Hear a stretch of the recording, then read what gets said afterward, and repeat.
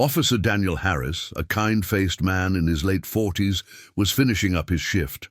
20 years on the force had made him wise and careful. His routine was simple: patrol the streets, keep the peace, go home to leftovers and his dog, Murphy. He was driving along Maple Lane when his radio crackled. "Dispatch to Unit 5, possible domestic disturbance. Caller is a 3-year-old male." Daniel frowned. He glanced at the clock on his dashboard. 9:42 p.m. Did you say a 3-year-old? He asked into the radio. "Affirmative, male child. Couldn't get much else, just an address. 18 Rosewood Street." Daniel paused. It sounded like a prank, or maybe just a toddler playing with a phone. But in his years on the job, he had learned one thing: never ignore a call when a child is involved. Never. "On my way," he said, and switched on his lights. The rain came down harder as he turned onto Rosewood Street. His headlights cut through the sheets of water. The houses here were small and old, modest places with worn fences and quiet porches. When he pulled up to 18 Rosewood, something immediately felt off. There was a tiny red tricycle lying on its side in the front yard, one of its wheels still spinning slowly. A small toy car was floating in a puddle by the porch steps. The front light was off, but he could see a faint glow from inside the living room. Daniel stepped out of the car. Rain instantly soaked his uniform. He reached for his flashlight and kept a hand near his holster, just in case. He knocked. "Police," he said, raising his voice over the storm. "Is anyone home?" No answer. Then a small voice, barely audible, came from behind the door. Who is it?" Daniel leaned down toward the doorknob. "It's Officer Harris. I'm here to help. Can you open the door?" A few seconds passed. Then came the sound of a lock clicking. The door creaked open. Standing there was a tiny boy, barely up to Daniel's knee. His hair was messy. His cheeks were wet with tears and rain. He clutched a worn-out teddy bear tightly to his chest. He had no shoes on, and his pajamas were soaked at the bottom. "My name's Tommy," he whispered. "Grandpa fell down. He won't wake up." Daniel's heart dropped. He knelt down to meet the boy's eyes. "You did the right thing, Tommy. Thank you for calling. I'm going to help your grandpa, okay?" Tommy nodded, sniffling. Daniel stepped inside. The smell hit him first, a mix of iron and something musty. In the living room on the floor, an older man lay sprawled near the edge of a coffee table. His skin was pale. A small pool of blood stained the carpet near his head. Daniel rushed over and checked for a pulse. It was weak, but it was there. He grabbed his radio. "This is Unit 5. I need an ambulance at 18 Rosewood immediately. Elderly male with head trauma. Consciousness level low." He turned back to Tommy, who stood silently in the corner, hugging himself. "Was it just you and Grandpa here, buddy?" Daniel asked gently. Tommy nodded. "Do you know how to call for help?" "My mommy taught me," he said quietly. "She said if something bad happens, I should say our address and call the police." Daniel smiled through the tension in his chest. "She taught you well. You were very brave." Tommy didn't smile back. He just looked toward his grandpa and whispered, "I just wanted to help him." The paramedics arrived within minutes. They moved quickly, placing Mr. Martin, Tommy's grandfather, onto a stretcher and securing his head. Daniel stayed with Tommy, holding his little hand. The boy looked up at him with wide, confused eyes. "Is Grandpa going to die?" "No," Daniel said, as confidently as he could. "He's hurt, but he's getting help now. He's going to be okay." At the hospital, Daniel didn't leave. He filled out reports, answered questions, and kept checking in on Mr. Martin's condition. The doctors said it was a heart issue that led to a sudden fall. The head wound looked bad, but wasn't fatal. Still, Mr. Martin was in no condition to care for a young child, not without help. Daniel sat beside Tommy in the waiting room. The boy curled up next to him, holding that same teddy bear. His eyes were red from crying, but he wasn't afraid anymore. Not with Daniel there. Later that night, Mr. Martin woke up in his hospital bed. His voice was barely above a whisper. "Tommy, save me," he said, reaching for Daniel's hand. "If he hadn't called—" "He did good," Daniel replied. "Real good." Through the next hour, Daniel learned everything. Tommy's parents were on a business trip overseas. They'd be gone for another 2 weeks. Mr. Martin had been caring for Tommy alone, but he had heart problems, dizzy spells, memory issues. He had almost fainted while cooking, and that's when he hit his head. Daniel found out Tommy had even tried to make soup on his own earlier that day. It nearly started a fire. That night, when Grandpa collapsed, Tommy remembered what his mother taught him. He grabbed the home phone, stood on a chair to reach it, and told the operator everything he could, just his name and address. But that was enough. Back in his patrol car, Daniel didn't feel relief. He felt torn. What would happen now? Mr. Martin clearly loved his grandson, but love wasn't always enough. The man was weak, sick. What if this happened again? Daniel drove to the station and spoke to his captain, Claire Monroe. She had silver in her hair and wisdom in her voice.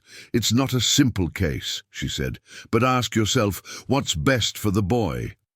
That night, Daniel filed a report with Child Protective Services. He didn't do it out of anger.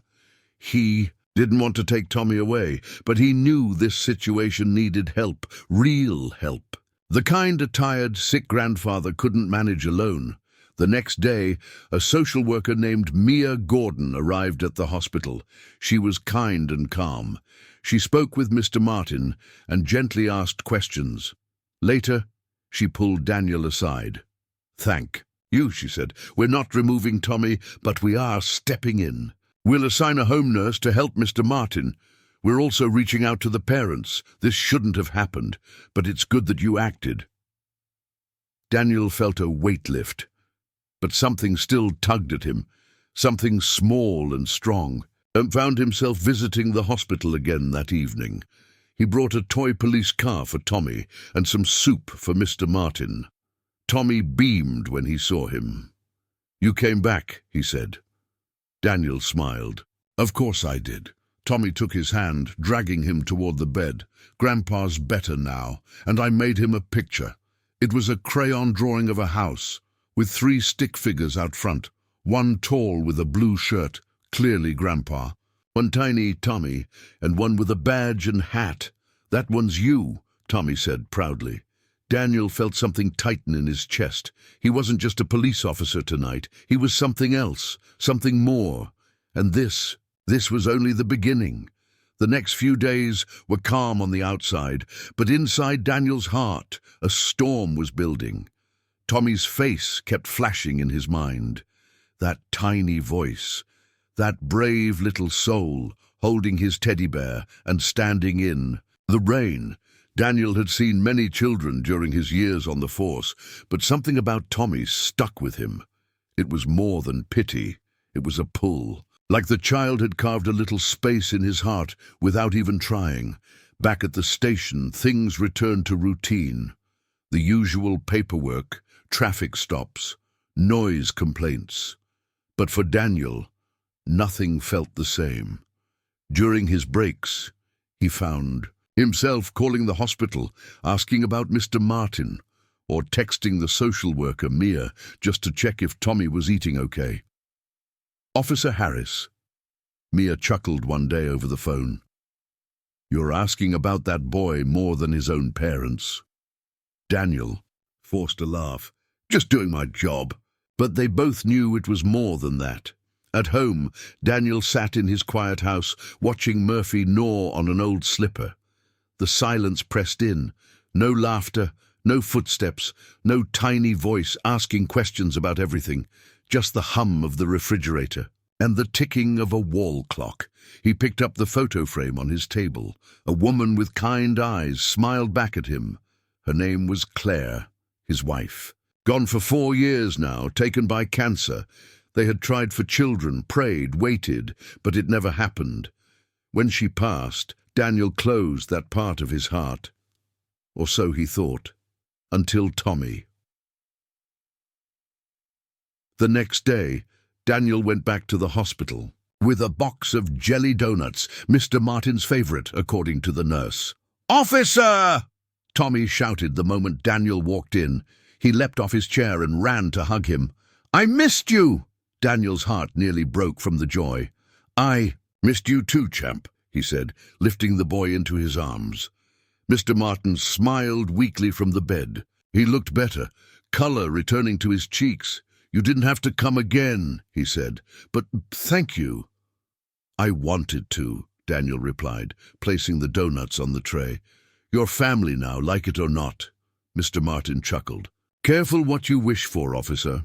They talked for a while, about life, about Tommy's love for dinosaurs, about how Mr. Martin used to play the saxophone.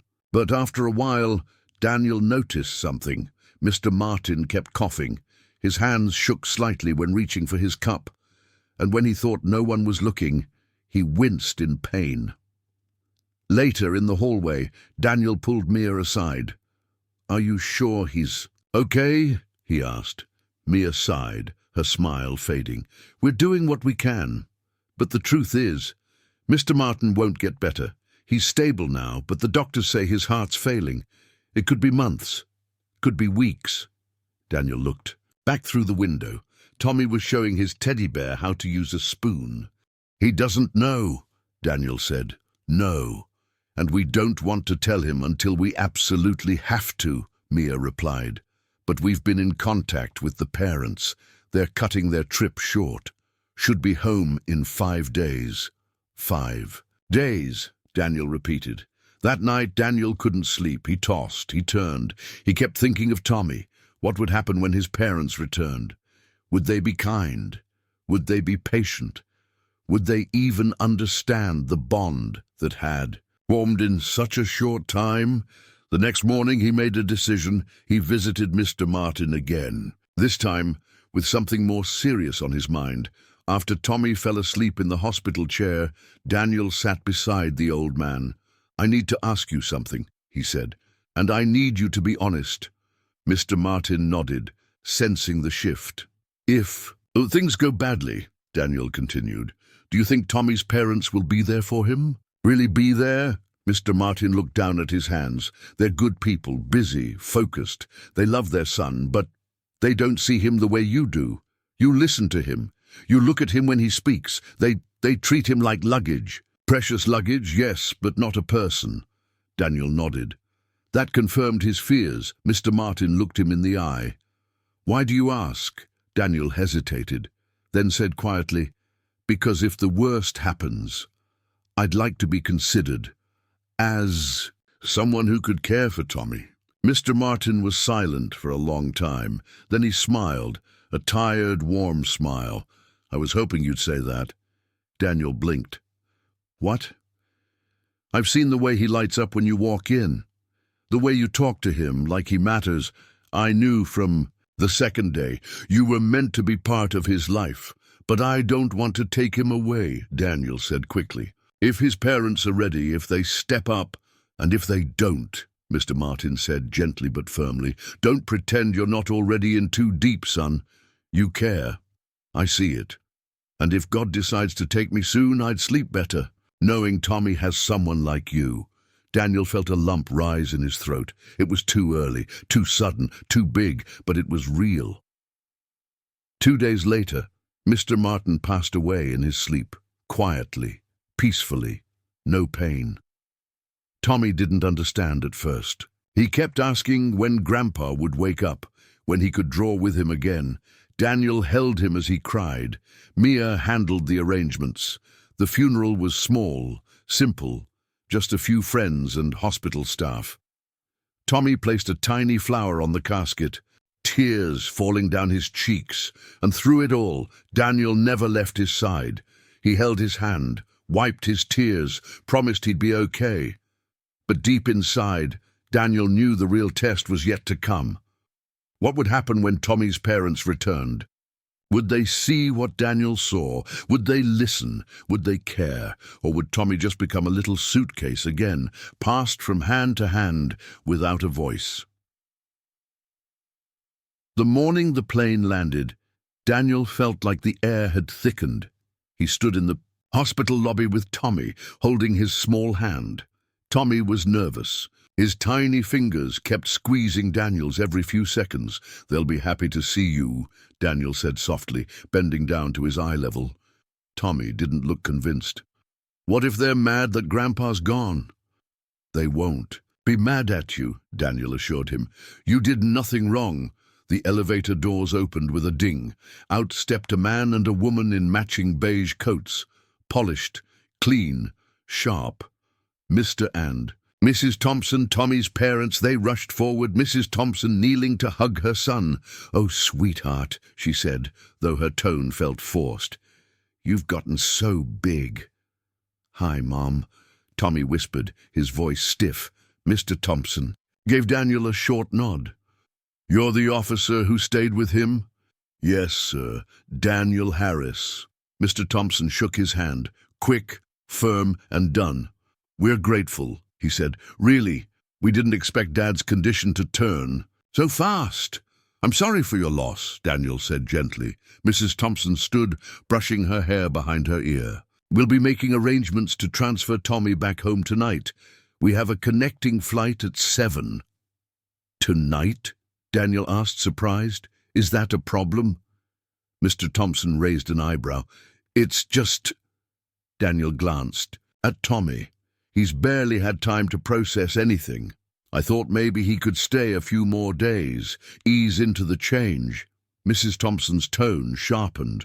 "With all due respect, Officer Harris, he's our child. We know what's best." Tommy looked down at his shoes. Daniel clenched his jaw. "Of course. I just thought—" "Thought what?" Mr. Thompson interrupted. "That a few days of babysitting made you part of the family." Daniel's silence spoke volumes. He wasn't trying to replace anyone. But they didn't understand. They hadn't seen Tommy cry for his grandfather, hadn't read him bedtime stories, hadn't stayed up through the night when he had nightmares. But Daniel had. Mia approached them then. "Mr. and Mrs. Thompson, we have some paperwork before you take Tommy." As they walked off with her, Daniel knelt beside the boy again. "You okay?" he asked. Tommy shrugged. "They smell different." Daniel blinked. "What do you mean?" "They smell like, not love, like perfume and car." Daniel chuckled softly, but it broke his heart. "Listen, Tommy, I'm not going anywhere, okay? You can call me whenever you want, and if you need me, I'll be there. Always." Tommy looked up. "Can I still call you Uncle Danny?" Daniel smiled. "Only if I can still call you my little T-Rex." Tommy giggled and hugged him tight, then let go, slowly.